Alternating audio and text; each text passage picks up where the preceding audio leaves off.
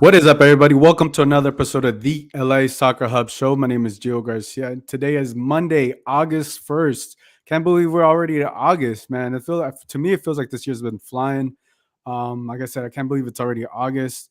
We got I think couple months left for the MLS regular season, and then goes on to playoffs. It was a big weekend, just all over. I just want to say LA. You had the Juventus versus Real Madrid game on Saturday, which I attended to, which is amazing. You also had Angel City, which was also sold out, and obviously also LAFC. On the other hand, they had a big game. So like soccer in Los Angeles, we already knew it was a hot thing. We already knew it was very popular, but it's cool to see something like when the Rose Bowl gets to be filled up again for like 93,000 plus people. But yeah, we're going to talk about the Galaxy. There's a lot of rumors about a Barcelona player that he's potentially going to be signing with the LA Galaxy. Here, are my guests. We got Mike Gray from the Striker. Mike, how you doing? Doing great. I had a good busy weekend. I actually went to the bank for the first time on Friday, which was very interesting. But I'll talk a little bit about that later. Right now, I'm just so happy to be covering the Galaxy for the Striker, which is my new gig, and that's been a lot of fun. But it's been a lot of work, so I've been pretty busy. I mean, during the last El Tráfico, we actually flew a plane over the stadium that had like the Striker LA Soccer News. So we've really been pushing to get the word out. But you guys have been reading, you've been subscribing, and just want to say right off the bat, thank you so much because it really makes a difference. And if you guys keep subscribing, then we can keep hiring more people and we keep giving you the best coverage you can possibly get. So we're just really thankful, and thank you so much. Yeah, no, I mean, I like your work. You've had some pretty great articles. I think the last one you talked about the comparison of the two clubs and what's going on, and obviously you've been around the LA Galaxy a long time. You've been covering him. I know you've been a fan since you were a kid. Let's talk a little bit about that because about what you've seen and what you wrote in the article. Okay. The Galaxy have been the standard bearers in MLS for like what 2 decades. So LAFC they came to town and they've basically done everything right. You got a $350 million stadium in downtown LA. You've got attacking soccer that's fun. I mean, I was over there when I wrote about it. It was like a freaking party. And so, despite all that, the Galaxy, when you have 2 decades of success, you've got a whole generation, multiple generations of fans, players, et cetera. They're all just sort of baked into the process. And so, you had for the longest time, and Zlatan had a lot to do with it. But somehow the Galaxy, despite LAFC's success, they were able to maintain relevance and to maintain a fan base, to keep selling out their games. The community kit was obviously a huge success, but uh, the times are changing, and you know it was a bit painful going and watching that game at the bank because you almost see what's been taken away from the Galaxy, where you have these fans, they show up, they're expecting a victory, they're expecting exciting football, they're expecting an experience, and they're getting all that at the bank. I mean, there's a fan on Reddit who said something along the lines of like, "Oh, this cuts deep from coming from a Galaxy beat writer because I said that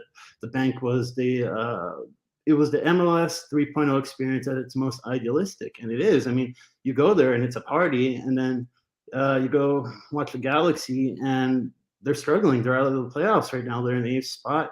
Uh, it's been a bit comical with how bad the DPs have been and compared to like say LAFC.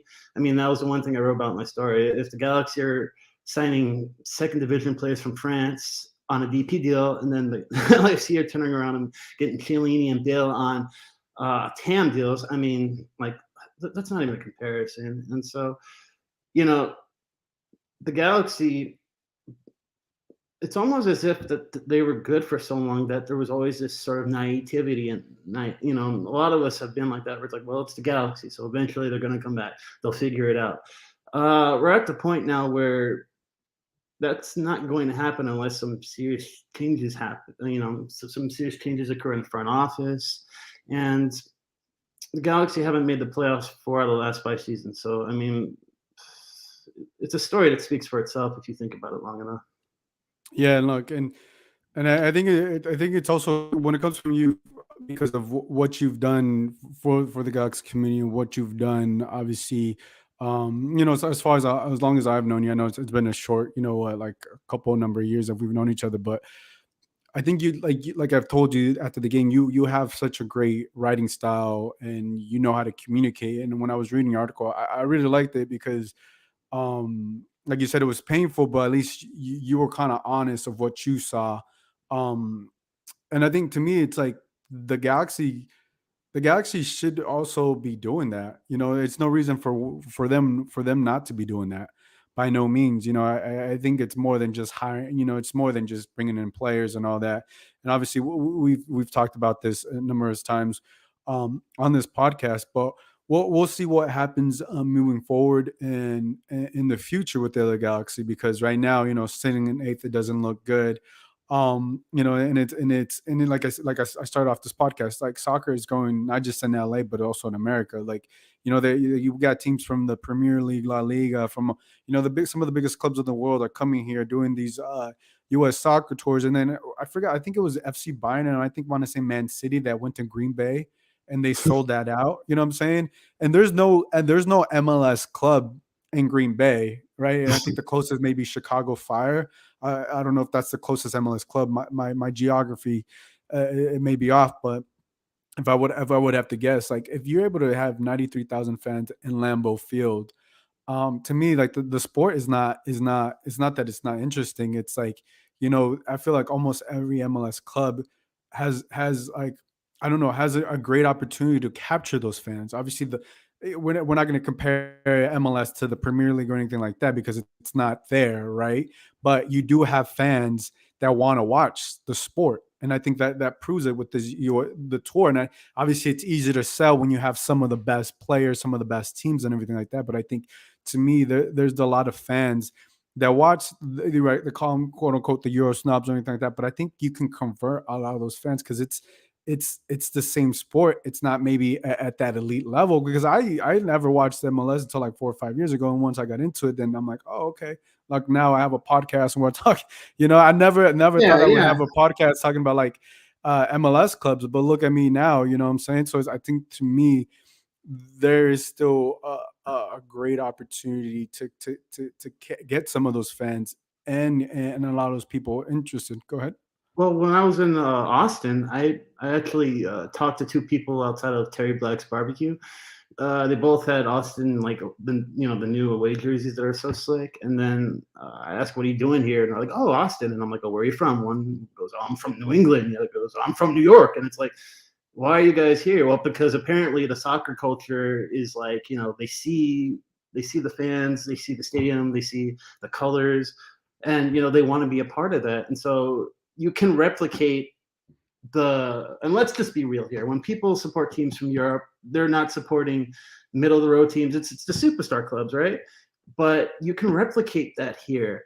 When you go to the bank, I mean, that was my experience. Was I felt like I was watching a team that was like a super club, a team that you show up and I mean, we both know that their depth is just, I mean, you could call it historic.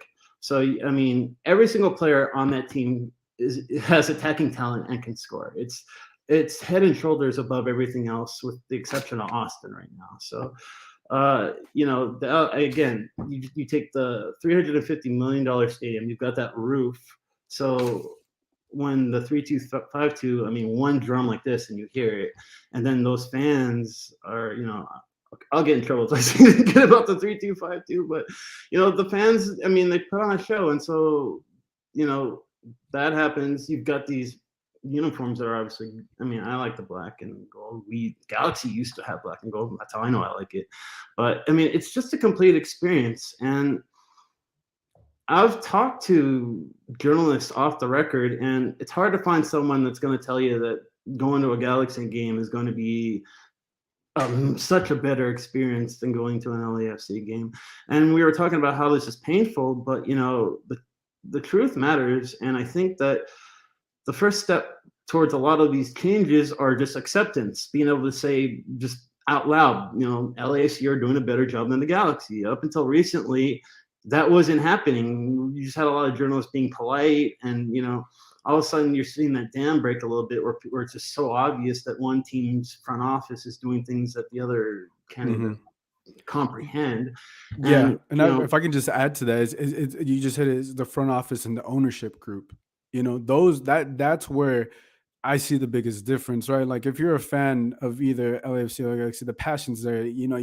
Regardless of who you support. But to me, it's the difference is where the front office is and the ownership group. Because right now, like I've said, like right now, the Galaxy isn't AEG's number one priority. And if it was, then you probably would have had a supporter section. You probably would have had them invest in the supporter culture, which is not out of their budget range. But obviously, I don't know how they operate, or I don't know how they operate. But I know for a fact that LA Galaxy is not their number one priority, like it is to Austin FC and all these clubs that are going around the league. And um, I think I think one of the things is that I see a lot of the frustration is like the Galaxy have the money, have the brand name to be able to do these things, and unfortunately, because of the people that they have upstairs, aren't the ones for the job, And I think we're gonna see if these guys, these people, because even though they've been in their positions in there for so long,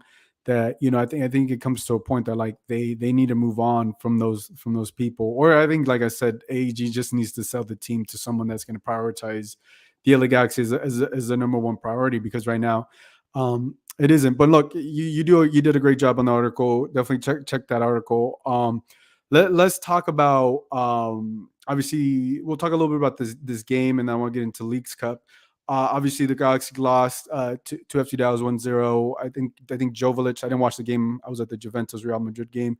I saw that Jovic was missed a PK, and I didn't know if he just had. I think someone said that he just came in and stuff. But obviously, FC Dallas to me is a very strong team. They weren't able to get any points. They fall off of the playoff positioning. They're in eighth. They're a spot behind. But what are your thoughts of obviously if you saw the game, and then them being out of the playoffs? It was a weird game. I mean, the climate was triple digits. The surface, they actually overwatered the surface both halves. And so you had a situation where, especially the first 5-10 minutes of the game, the ball was just moving a lot slower.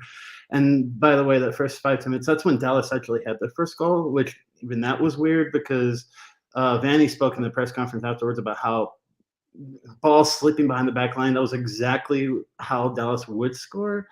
I mean, even Jovic missing a PK, how often does that happen? So, I mean, Jonathan Bond actually had a really good game in goal. Without him making several really clutch saves, it might have been a lot worse. Phil Neville, the coach for Inter Miami FC, he was disappointed in his team because they had some crazy 4-4 draw, and he was talking about how at this point in the season, it's not really about tactics, about like style play. It's mostly about just focus and having these moments of concentration. And for the Galaxy, they had three. There was a goal where they fell asleep. There was Javi had a point blank header that he screwed up on, and Dejan missed a penalty. And how often does that happen? So if you're going to be 0 for 3 in like those big game moments, then you're not going to pull off a victory on the road. We were talking a second ago about the front office. The Galaxy are underperforming their expected goals more than any other team in MLS right now. Here, give me a sec so I can look up the list. But Kevin Cabral, he's negative 3.3. Samuel Grandsir, who, is a fan favorite, but at the end of the day, he's negative 2.4, almost as bad. Javi's negative 2.2, so he's not putting the ball in the back of the net like he should. Efra is 1.5, and then from there, it's not quite as egregious. On the flip side, you have Douglas Costa, who's overperforming by a goal. Marky Delgado, 1.0, and then finally Dejan, who's got a 3.5. So, I mean, that's the big one. But, yeah, what I see is a situation where if they were meeting their expected goals, I think Alex brought it up because it's his list, by the way. But the Galaxy would be second in the league in expected goals if they met their match. So, I mean, what does that tell me? That tells me that the coaching is good, that Greg Vanny's putting his players in position to succeed, but his players simply are not getting the job done. So either his players are just mentally out of it, or they're just not performing at the level that you would expect from a team like the LA Galaxy. And I'm sorry, but if your DPs, I haven't looked up the latest stats, but Douglas Costa, Kevin Cabral, like what, 2 goals, 2 assists, 2 goals, 3 assists. Like, again, when we compare this to LAFC, who, by the way, has a GM, they have a GM. So, I mean, maybe that's why they're good, because they have one and the Galaxy don't. But, I mean, at the end of the day, that's a front office issue. And if you don't have a GM, that makes it only that much more obvious that you need to make some changes. So, I mean, it's a bit perplexing. I mean, by now you have managers, pundits, all sorts of personalities around the league. They can't figure it out. I can't figure it out. I would say So why? I mean, I think you're cutting out, Mike. I think you cut out there for a little second, but let me pick up. Yeah, I think what's going on, I think is a little bit of both of a little bit of the coaching, because we've seen Derek Williams. He's come out and said that some of the players weren't following that, and I think it also some of the players as well. I'd put the blame all over the place right there when it comes to the Galaxy. It's just not looking pretty. Um, but yeah, to me, and then you have this exhibition game coming up this Wednesday, Leagues Cup, which I think to me it's gonna be exciting that you get to have a game at SoFi, but I don't think any of these teams are as excited to play uh, in an exhibition game on Wednesday when some you could be resting. So obviously the LA Galaxy are going to be facing Chivas. That's Chicharito's former club. And then the second match, LAFC is going to be facing Club America. So 4 fan bases all under one roof. I think that's insane.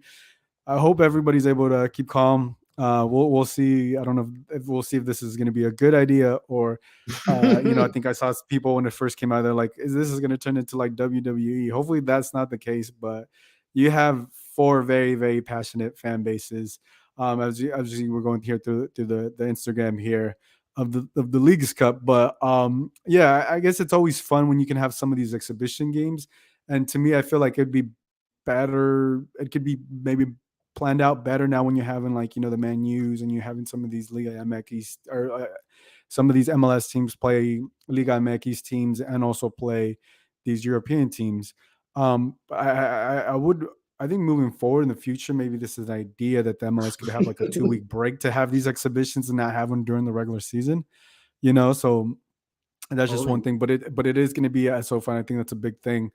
I think we have a question here from Philip. He says, "You guys think all 4 teams will play their starters on Wednesday for like 40?" Yeah, I think it says for 30, 440, yeah. 45 minutes. I think so. I think they will play for 30, 45 minutes. Because you want to have. I know that I definitely believe. I would like to believe that Chicharito wants to play against his former club, Chivas. And I think if we look right here, he's on the roster. He's on the roster for the LA Galaxy. The forwards Kevin Cabral, Chicha, Preston Judd, and Joveljic. Yeah, for the most part, I think I don't see a player. So you have all the starters that are going to be available, but yeah, I think it's just like one half. That's it, and you're going to see, and then the same thing for the LAFC Club America game. But I think it's also it's going to be another historic night in LA. You have you know these club teams playing at SoFi Stadium. I think this is going to be the first time ever them playing a soccer match at that stadium. What does that continue to say about the sport? That they're not having. They could have had this somewhere else, but they're having it at the bet. To me, SoFi Stadium is the best stadium I've ever been to. And I think it's insane. If you haven't been there, this is a great opportunity to go out there and check it out. I'm not too sure how much tickets are, but I'm pretty sure they're not going to be as expensive as like Rams or Charger games. So if you haven't been there, I highly recommend going to this game. And I know it's a Wednesday, maybe tricky, but it's going to be an exciting time, at least being there and watching soccer there. Have you been to SoFi Stadium yet, Mike? Yeah, I went to go see Jack White. What was it, at the YouTube theater? So it was kind of Okay. across the way, but it's still in the stadium. Um, 100,000 for 3 games over the weekend. That's why we're having the Leagues Cup here, because it's supposed to be a showcase. This is supposed to be the opportunity to kind of sell the idea of doing this Leagues Cup next year. Because right now it's weird. There's 48 teams. They're supposed to take a month out of the season next year, and there's no plans right now. So it's a little up in the air. So the plan was to have the showcase, or the Leagues Cup, as I think they literally call it the Leagues Cup showcase. But yeah, I'm a little shocked that what the Galaxy didn't do over the weekend was maybe start Jovic, and then that way you could have Chicha play the game, give him a little bit of rest. Except for this game, you kind of tell him, all right, just take it easy. You don't have to go pressing all around. Well, the the field. game's more important. The FC Dallas game is more important than an exhibition game. It is, but keep in mind, Cheech is on a bit of a scoring drought, and I don't think you bench Chicharito from. I wrote articles I wouldn't bench Chicharito for an exhibition game. See, I wrote that article about the super sub. I wrote the article about, like, should Jovic be a super sub, and my angle is that they should keep him on the bench, or they should keep him coming off the bench. But for this specific game, against Dallas, I think starting Jovic would have been a good idea. It's low pressure. Jovic doesn't have a single road goal. They're all home goals, right? So it would be sort of a low pressure situation. You're like, all right, just go out there, and if you don't perform, hey, it's Dallas, it's on the road, no big deal. Just see how it goes. But then again, all right, outside of that, let's see. Yeah, it was pretty funny how when they were talking about Bond, and they're asking him about the Leagues Cup, the first thing he said was, okay, I'm taking my family, so I have to make sure that nobody gets beat up because of, like, all the everything that's going on. So yeah, it's gonna be a showcase, and Gio, you're down about SoFi.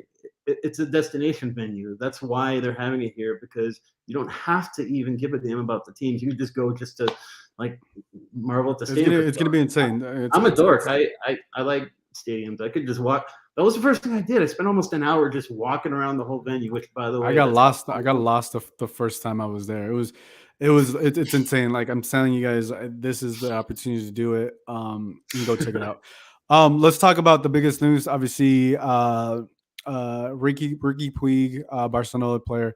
He's being obviously rumored linked to the LA Galaxy. According to Diario, there's a verbal agreement. I believe August 4th. They got till August 4th to do it. This would be a massive signing. Obviously, I think it would be a TAM because there's no DP spots available. I think this is exactly what the LA Galaxy need. I find it's just shocking because I was like, how young is he? Because I was like, I knew he's not like, he's 22 years old from, like, last I saw. And I think I was just reading, him and Xavi aren't getting along, so he's looking for a club to get minutes. Obviously, he comes to the Galaxy, he's automatically a starter here. But I think it's nothing has been agreed on unless something breaks on Twitter or it's confirmed. But yeah, I think this is exactly what the LA Galaxy need. And this potentially could be a player for the future after the loan, because we don't know what's going to happen with Chicharito, but you would assume Riqui Puig would want to be a DP. So this could be your future DP if all goes well. What are your thoughts on this potential signing for the LA Galaxy? On the surface, it's great. Like you said, he's 22. He's obviously plays for Barcelona, and he plays a central midfield position. On the surface, it looks great. He's got 1,400 total minutes in La Liga, about 100 Champions League minutes, so he's got that experience. It's interesting because he's obviously a player who, on the surface, I mean, if you play for Barcelona, like you could easily play in the top 5 leagues. So he's gonna obviously come in at a very high level, kind of like Gareth Bale did for LAFC. He's a number 6. He can be a number 8. Is he a number 10? No, he's not. So my guess, especially because the Galaxy just picked up Brugman, is that they're expecting him to level up. They want him to just show up on the Galaxy and just be so superior on the ball that, like, he ends up being a number 10, or they end up switching the formation around to fit him and Brugman on the field and kind of have it make sense. Because my one thing was Brugman's the number 6. This guy's number 6. He's number 8. But is he a 10? No. So the way it naturally makes sense for me is that if he just shows up on the field and he's just superior and he just shows his class instantly, then yeah, maybe have him fill in some creative attacking midfield role. I mean, I'm telling you right now, if Victor Vasquez and Efra, like if they could sort of pull it off for half a season before it kind of collapsed, this kid is going to make a world of difference. My only concern is like that he's not a natural number 10, so they're going to have to kind of figure out how to get him on the field and make it make sense. But that's me overthinking it maybe just a little bit. The fact of the matter is this kid's going to be class and he's going to make a difference for the Galaxy, regardless of whether or not he's some perfect fit. Yeah, I mean, I think you just hit the nail on the head right there. I think he just will elevate the Galaxy. Look, I haven't. I'm not a Barcelona fan. I don't watch. All I watch is MLS and the two LA teams here. So I can't really speak on what Riqui Puig plays. But anytime you can get a player like this that's young, 22, in the midfield where they need, I think you could just figure it out. If you're able to sign it, you make it happen. Because you figure out the rest, whether you put Brugman or whatever, whoever. I think you can easily figure this out. But if he is the number 6 or is the number 8, you have to imagine he's the best number 8 in the MLS, or one of the best number 8 or 6s in the MLS, coming from Barcelona. And I think to me, you just make it happen, and you're able to figure it out, because anytime you get a player that's young, is looking for minutes, and to me, it also speaks on the league, where the league is going, if this goes through, if this is able to go through, because we've had Gareth Bale, Chiellini. Obviously, now this would probably be the biggest signing for the LA Galaxy this season. And you're also talking about a player potentially for this future. At 22, things must be really bad for him at Barcelona. If he's, unfortunately, I hate to say this, but if he's considering MLS, and no other team is willing to pick him up in Europe, sometimes it's better to come out here and to be able to get those minutes. And then, I don't want to say revive his career, because I don't think he's like a Zlatan that needed to revive his career out here, or like other players. But you're getting a lot of players that are playing here that have played in Europe, and they're saying, like Chiellini just said, on Friday, that if you come to the MLS, just paraphrasing now, that it's not going to be easy. If you think it's going to be easy, you've made a wrong choice. And I think I think with those type of signs, I think a Bell type of signing, I think this is very feasible, and I really do see this happening. I just want to make sure it's just all confirmed and everything, because the Galaxy definitely need a player like this. They need, um, this is a splash signing that makes complete sense. Even though it's a loan, because you could potentially sell him on the future and be in that game, and then eventually paying him what he deserves to be paid as a DP player. Hey, it's next level, because I mean Zlatan, Bale, Chiellini, these were all older stars who were kind of coming over here to sort of prove that they still got something left in the tank. This is next level. This is a 22-year-old who's deciding that MLS is the best place where he can play. His son is boss in the midfield for LAFC. He played for Barcelona B, not the senior team, but B. And so maybe I'm just thinking, in like when I have my doubts, maybe it's just because I'm thinking of Jonah and how he used to play for Barcelona, but that's a little different. He was older when he came to the Galaxy versus Riqui Puig. I don't know how to say it correctly, but I've seen different ones. But yeah, like again, he's going to show up and he's going to be next level, and that has us excited as, I guess, Galaxy supporters. But yeah, it's interesting, isn't it, how the Galaxy, and we're talking about the front office and how they make all these horrible signings, but then they turn around and they sign Jovic, and then they're doing Riqui Puig, and I think it has a lot to do with the pressure of again, the Galaxy, 5-time MLS champions. It's just a different level of expectations, and so we'll see what happens. Yeah, I mean, they definitely need a splash like this. I mean, I think I don't like I don't like the I don't like let me think what I'm trying to say. I didn't like the Douglas Costa signing, because I didn't think that you could build off a future off of him, and I think right now it's still questionable. But Puig, you have something to build for the coming years. If that's the possibility, right? And you would assume that, having a solid midfield where they're kind of struggling, a little bit on the depth and just not being able to play some of these players for 40 45 minutes. And I think for me, I really like this because one, the Galaxy needed something like this. Two, I think it just reinforces that they're still able to attract some of these young players. Even though the front office is making this move, I still don't think you'd be happy with a lot of things they've done, because I see today on social media everybody was opting out of their season tickets and all these different things, and the A fans are mess. justified to do what they want with their money.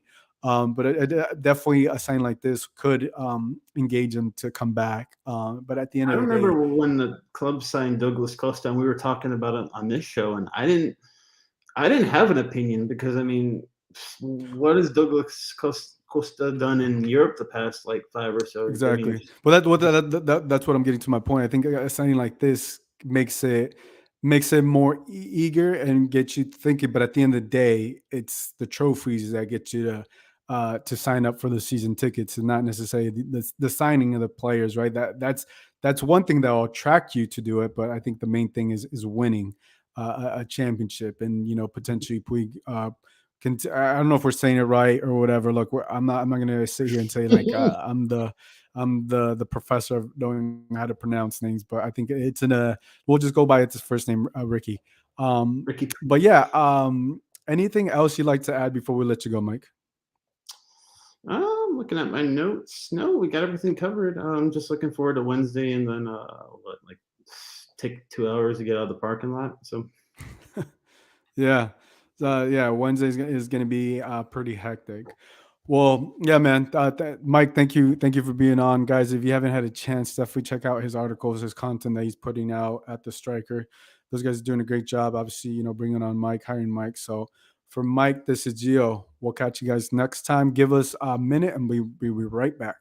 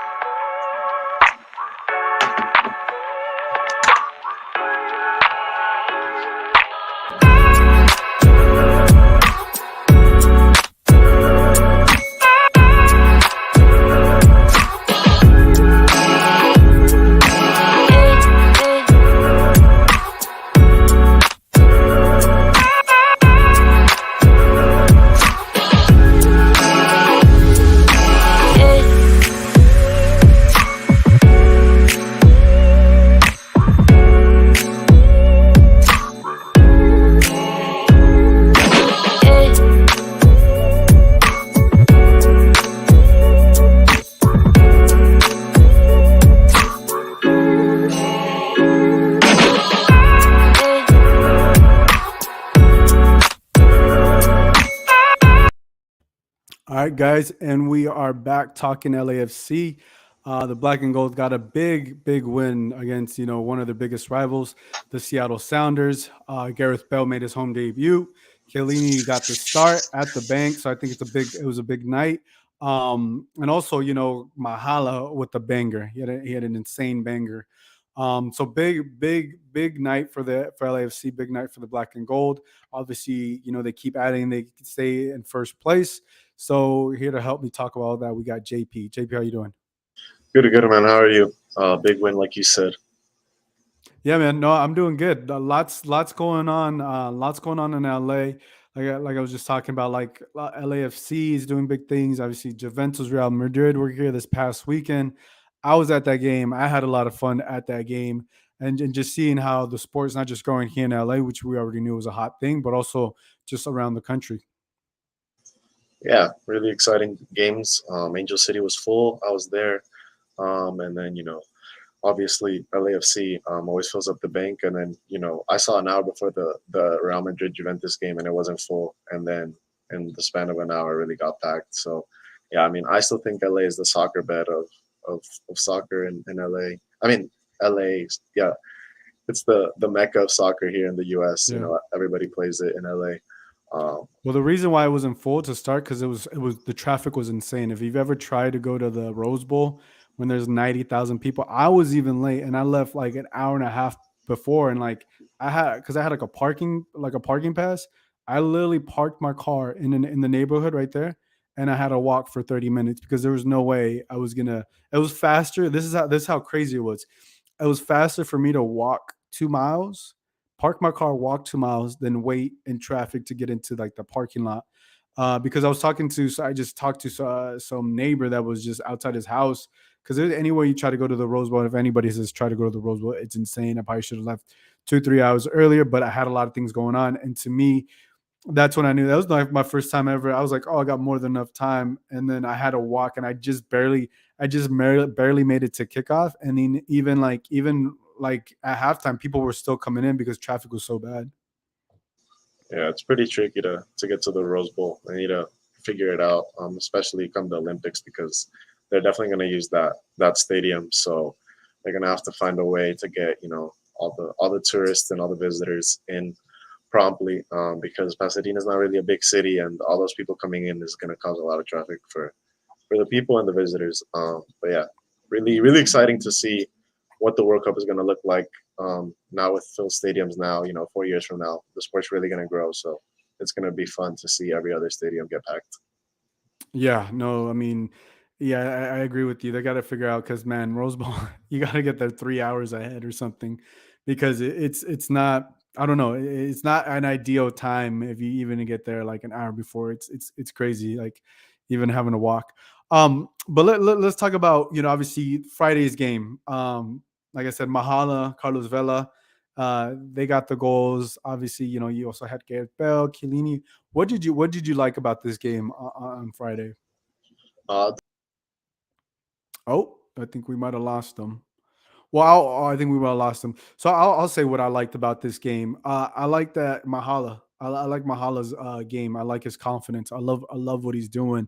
And just to be able to have the confidence to be able to shoot outside the 18, and to have that, I think we got you, JP. To have that confidence to shoot out from outside the 18, and to continue. That's the second time he scored this year from that same spot.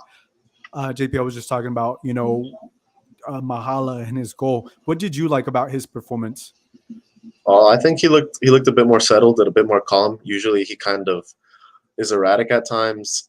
Sometimes he just dribbles with his head down and doesn't really try to connect with playmakers like Vela and Sifu. But today he looked calmer, and he took that shot, and what a goal it was. It took the perfect dip. It was the tightest angle, uh, and it went in, and it was a much needed goal for the team, because Seattle likes to score, sit back, and then just punish you on the counter. But this goal really settled the team in for the rest of the match. And then obviously Vela gets the 2-1 after, which we'll talk about. But Opoku's been growing. He's been maturing. He obviously had a whole year off last season, and then obviously coming in and having Bale, having Vela a year older is definitely better for his career and overall for the team. Yeah, we'll look right here. Mahalo's goal is just absolute rocket. Nothing the Seattle Sounders keeper can do. You see right there with the celebration. Um, yeah, man. This kid has definitely a high ceiling for what he can do. So humble. He's great to talk to. Look at just quick aims, and just knew where it was going. And to me, I think one thing he said in the press conference was he was thanking Gareth Bell, because he said something along the lines. I'm just paraphrasing here, that Bell was telling him to have more confidence and to be willing to take these type of shots, right? And when you see something like that, and you have arguably one of the best players to ever play this game tell you that, you can only imagine that your confidence is going to go high, and you're going to listen to a player, Gareth Bell. Hey, if Gareth Bell is telling me to shoot, I'm going to shoot. You're right, and he's able to execute. And like I said, he's the second time he's done it this season from that angle. And look, anytime you're able to score this type of goal from a banger, absolute banger from this type of angle, says where he's at, as an elite player. And I think, like I said, his ceiling is so high. Obviously, I don't think he's going to be in with LAFC for much longer, because I would assume he would have aspirations to want to go to Europe, or to continue to grow his game. But what did you think about those things? I don't know if you heard about what Bell had told him. No, I didn't really hear the press conference, but the video that the team posted after was a good exchange. Bale goes up to him and bows down to Opoku, and then Opoku, replies to him on Twitter saying, how thankful he is for playing with a legend. And it's little things like that where, signings like Bale, signing like Chiellini really help the team. Obviously they're going to tell you things on the field and in practice, but, for every other player on the team, just the confidence that they build and the surrealness of playing with legends of the sport, because Bale looks happy and he's happy that you're doing good. So why not even play better? You gain confidence, and it just overall helps the team. And when players like Bale are smiling, are enjoying playing in an LAFC and an MLS, the sky's the limit for this team. Yeah, and here's a video. Bell, let's see. Bell is bowing down to Mahala. I mean, that's definitely a special moment. Obviously, we all just saw that when today or yesterday, whenever they posted that. I think that just speaks volumes of the type of leader Bell is. To notice that, like, we all knew Mahala has talent, right? Gareth Bale is practicing with him every day, and I think you're able to spot talent really quick. Like, this whole LAFC team is very talented. Let's just be honest, at every position. But it's very rare that you have a youngster like Mahala and do the type of things he's able to do in a game. And I think, to me, that's the difference out of everybody else, because whenever you're able to score and you have, like I said, Gareth Bale, bowing down to you, jokingly bowing down to you, and giving you that confidence. I think it's an amazing thing, and it's just going to build continue to build the morale within the locker room. Obviously, Vela got his goal as well. Let's talk about Carlos Vela. He got his goal. I think he was called offsides in his first goal, which was also absolute banger, a volley goal. But he gets the second goal for LAFC. What were your thoughts on Carlos Vela? Yeah, I mean, it was almost 2 months that he hadn't scored, so he was definitely due for a goal. He had obviously given assists, been instrumental in build-up play for previous goals and previous games, and that's kind of his role this season. It's obviously not 2019 season where he's just going to be the one outright making the difference, scoring, the goal in the back of the net, but he's the facilitator, and he's, really come into the number 10 role, coming in off the wing, pinching in, connecting like that, and playing through balls. And if you leave Vela alone in the box, things like that are going to happen.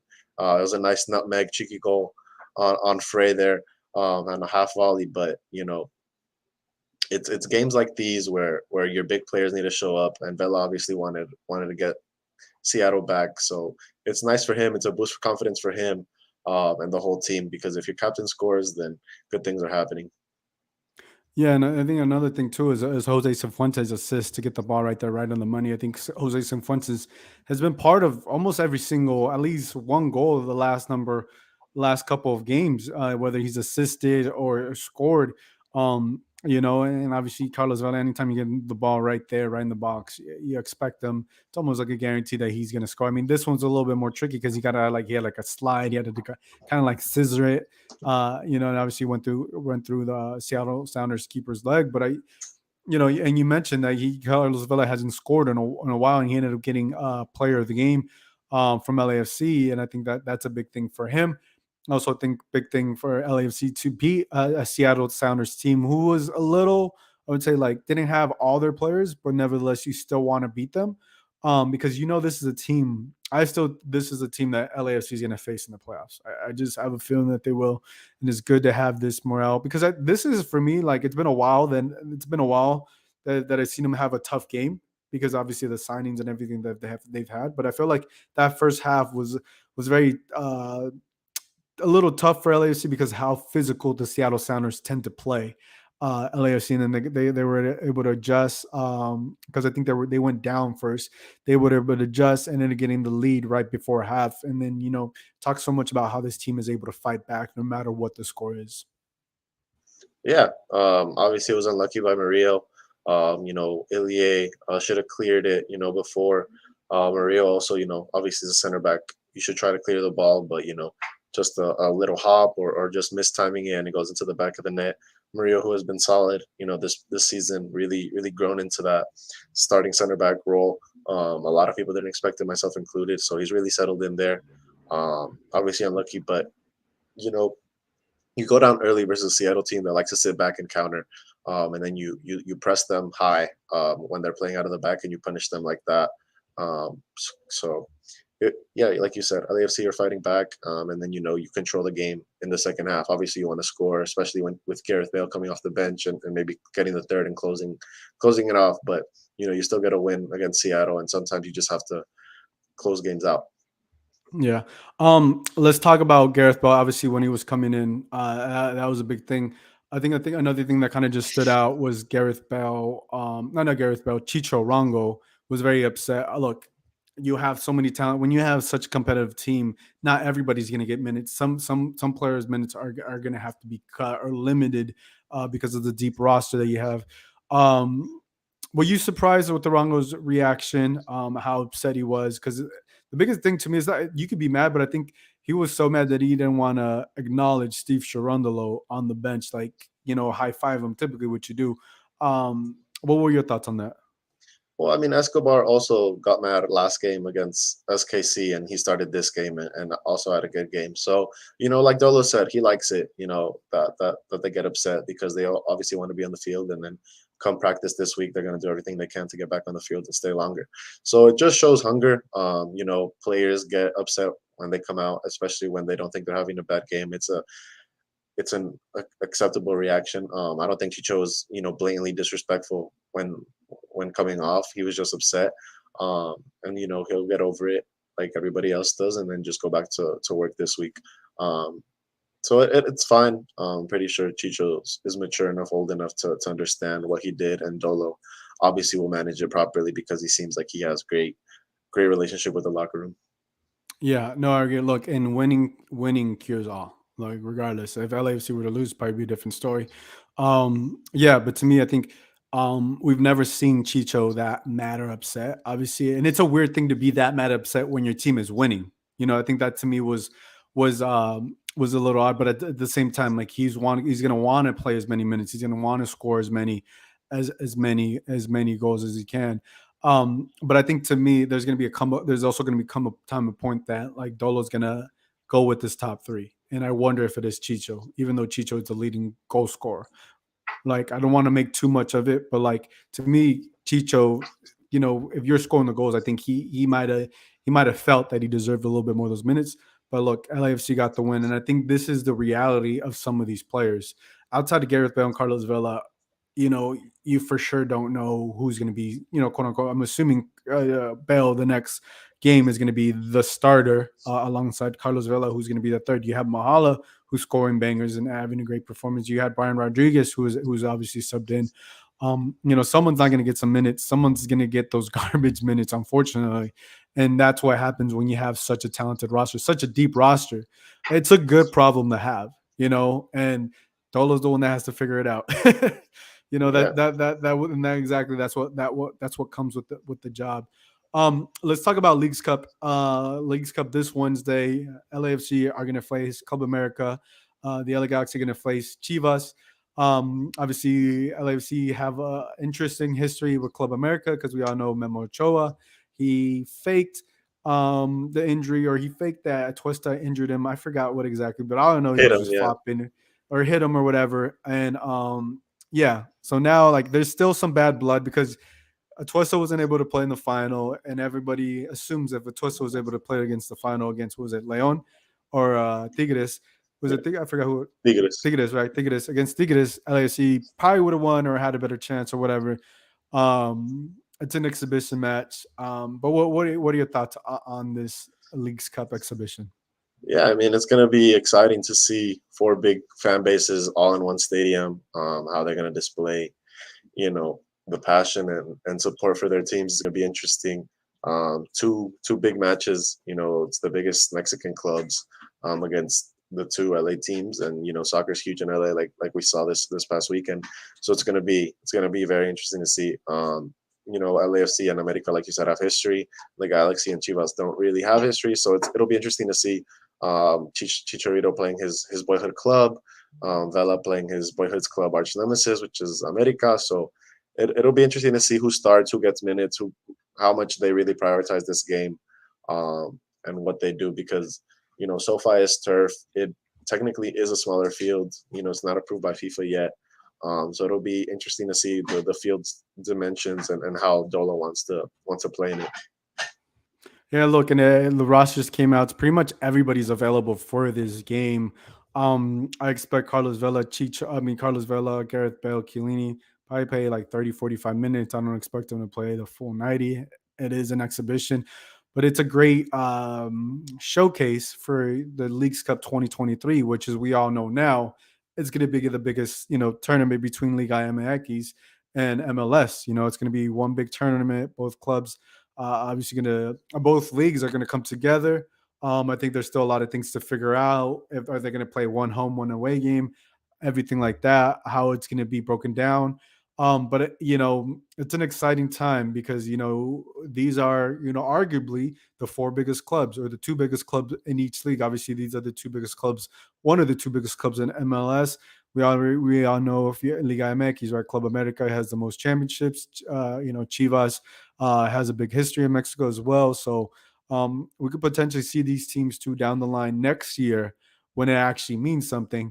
It's a showcase, but I think there's just so many games this summer with even we've had the Barcelona's, Real Madrid's, Man City, and how the sport is growing in America. Well, like I said, we've already known that's big in LA, but this showcase playing at SoFi Stadium is going to be another historic night in LA.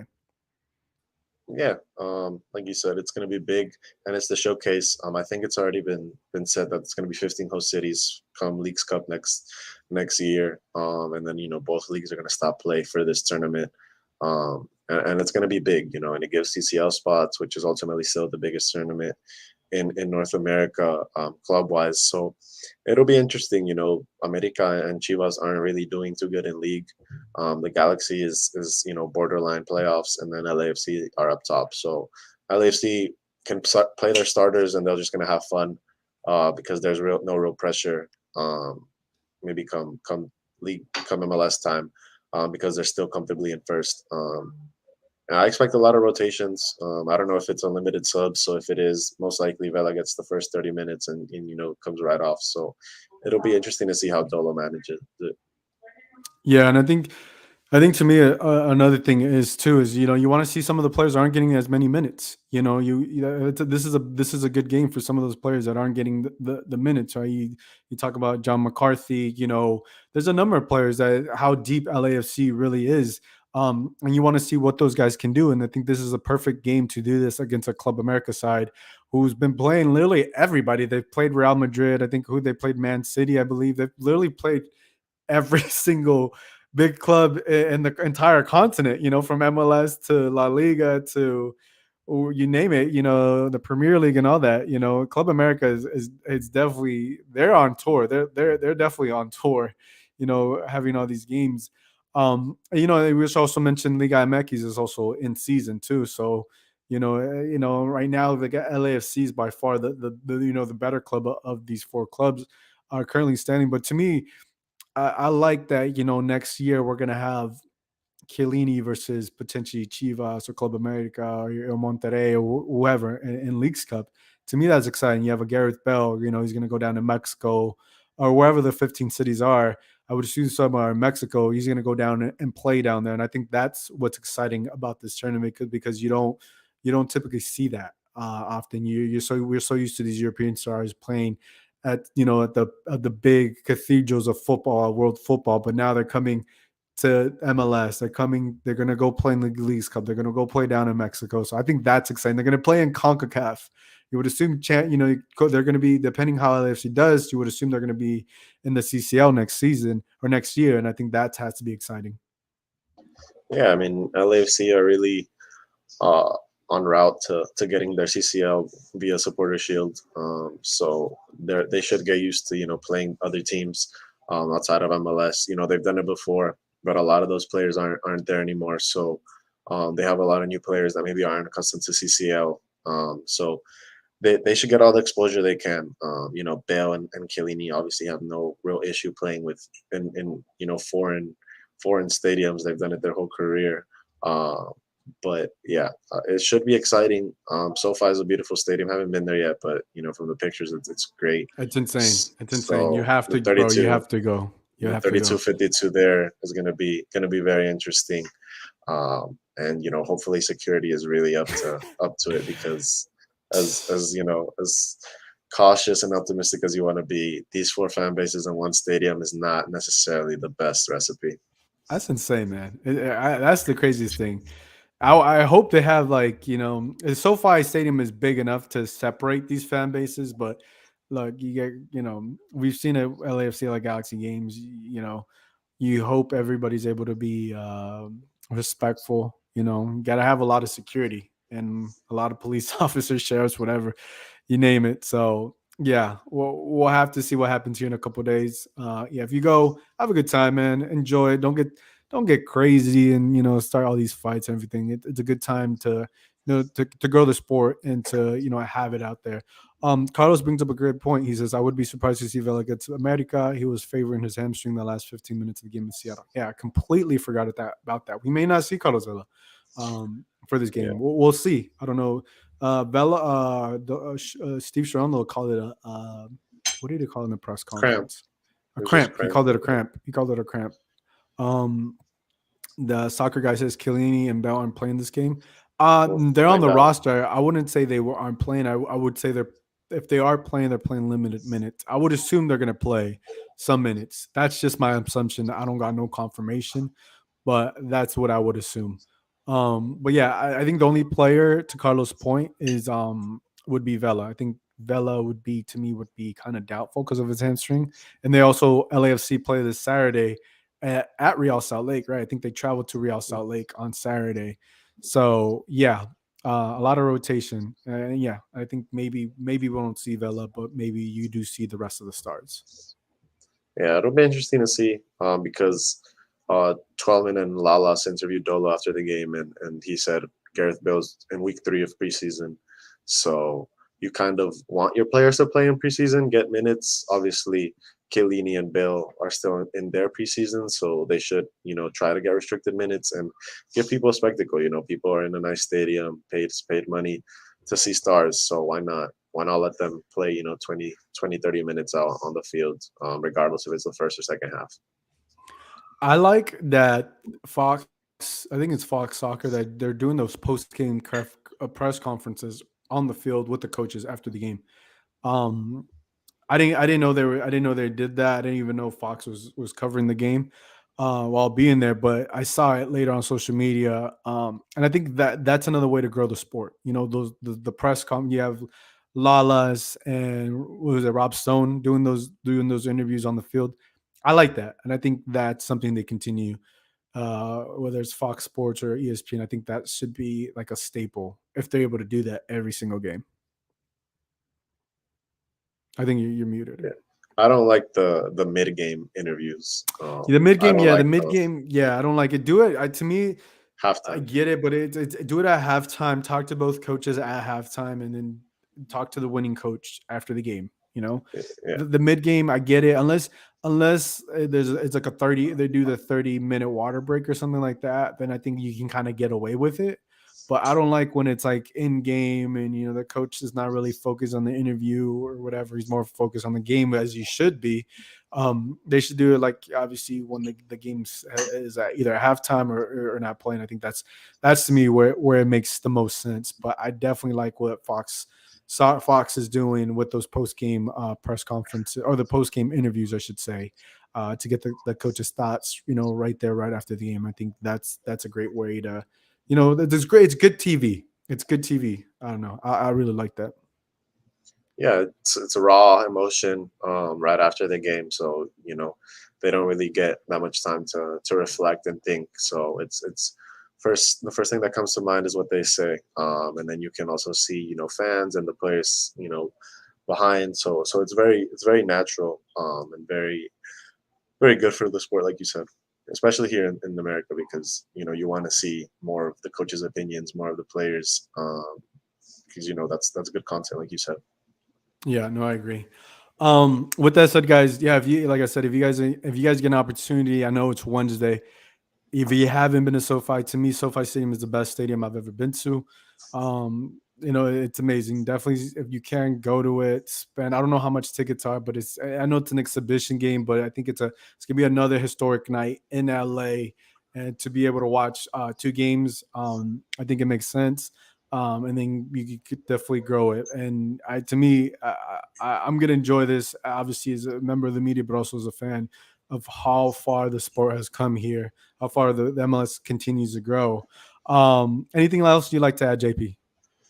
Hey man, there was reports of LAFC trying to sign a Frenchman or a Oh, Gabonese that's right. Frenchman. Uh, that's interesting. It's a guy with experience who's um, yeah, like I said, experience who's been in League One, has good stats, has a good resume. Doesn't really need to prove himself, and plays B-Rod's position. There's reports they want him to leave. Maybe all three of them stay. And he's just an experienced person that can come off the bench and finish games off alongside B-Rod or Bale or whoever is on the bench, because Bale, Chicho, B-Rod, one of them is going to have to sit. So they all can't clearly play up top with Vela, or maybe Vela rests. So if it'll be interesting to see. The window closes in 4 days, so that kind of has to be done ASAP. Kind of like Was the it? Galaxy. I know I've seen it. Is this a DP? They would It sign him should as a be a DP. DP. It would be a Okay. DP level. It's DP level because other big name French clubs wanted him or were inquiring about him, according to the reports. So we don't know. And the reports came out of France, so you know we don't know. But if we don't see the hat GIF being posted by LAFC, then nothing's really going to happen. And to a lot of people, no new signing needs to really be made. The team is deep enough, and it's not. I don't even think, like You know, you've been saying that. yeah. I don't even think they need to use a DP. You They're know, so deep. I Bale's think it on would just, Tam, but yeah, that's the third DP, so it really doesn't matter. yeah. I was like, if you sign a DP, then who's going to be left out? Like someone's definitely going to get cut next year or move on or loan or whatever. But yeah, I don't think they need another DP. Honestly, I would be surprised if they signed a DP because they're just so deep. Not, they're just so deep, and I think it's one of those things. If you have it, you don't necessarily need to use it, and I think that's where they're in a good place. They're literally in a good place, and they're deep all across the board. Yeah. This is the deepest team I've ever seen, like in MLS. And look, I've only covered MLS for like 5 years, but it's insanely deep. But thank you for bringing that up. So, with that said, guys, thank you for everybody that hopped on the live, that hopped on, that's listening as well to the podcast. Yeah, I'll be around the stadium at SoFi. Try to find me, shoot me a DM. Definitely like to link up with you guys, chop it up with you guys. So for JP, this is Gio. We'll catch you guys next time. Bye, everybody.